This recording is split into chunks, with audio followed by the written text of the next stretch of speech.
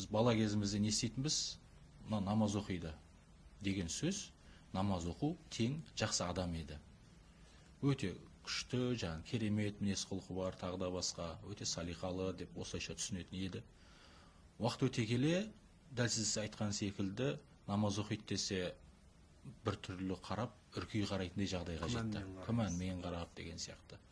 Осы мәселеде ол болып жатыр, тек қана бір Қазақстанда емес, бұл кәдімгі басқа жерлерде де болып жатқан нәрсе. Енді әрине Құран кәрімді ашсаңыздар да көптеген аяттарында жазылған. Сол аяттардың бірінде шын мәнінде намаз бүкіл жаман жолдан, адасушылықтан сақтайтын бір жол ретінде түсіндіреді намазды. Алайда осы дүниелердің барлығын ескеріп, намазды жалау етіп, исламды жалау етіп, қолданып, былайша айтқанда оларды маскировка ретінде немесе камуфляж ретінде қолданып, көптеген күштер шығып та жатыр. Енді ислам экстремизмі деген сөз негізінде жоқ қой. Ислам терроризмі деген жоқ. Ислам радикализмі деген жоқ. Бұл жерде дін мен терроризмді, ислам мен экстремизмді екеуін байланыстырып қойған көптеген күштер бар. Әрине бұл топтар, мүдделер өздерінің, яғни бұл топтар өздерінің мүдделерін жүзеге асыру үшін осы дін атын жамылып, көптеген азаматтарға, соның ішінде мектеп оқушылары, университетте, жоғарғы оқу орындарында студент болып жүрген жастардың миын улау арқылы қорқынышты бір халге келтіріп қояды. Енді біз әрине бұл мәселені тіке қарайтын болсақ, дәл қазіргі кезде намаз оқып жүр, тағы да басқа нәрсе істеп жүр деп қарау арқылы оларға дұрыс бағыт бағдар беруіміз қажет деп ойлаймын.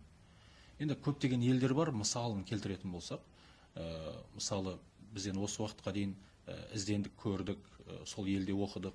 Мысалы Түркия Республикасына бір қарайтын болсақ, Түркия Республикасының тәжірибесі осы мәселеде білім беру, рухани білім беру мәселесіне не істейді? Жастарға дұрыс тәрбие, дұрыс ұлттық нақышта, ұлттық кодпен, ұлттық ұранмен үйрететін көптеген мектептер бар. Бұл мектептердің ең басты принципі біздер дәстүрлі емес діни ағымға бет бұрған адамдармен күреспей, біздер осыларға потенциалды түрде мүше бола алатын біздің балаларға білім берейік.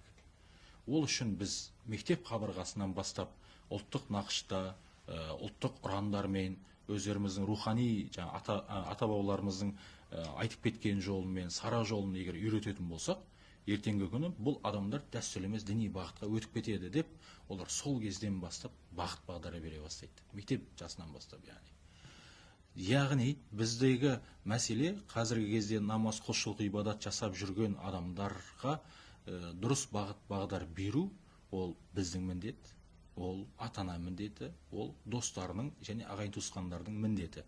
Егер бұл міндетті ата-анасы, достары жасамайтын болса, бұл нәрсені басқа бір діни ағымдар жаса бастайды. Бірақ ол адамның сол дұрыс па, бұрыс па деген сияқты бір нәтижеге бармастан және синтез жасамай, немесе фильтр жасамаудың кесірінен деп айтсақ болады, сол бағытқа қарай өтіп кетіп жатады.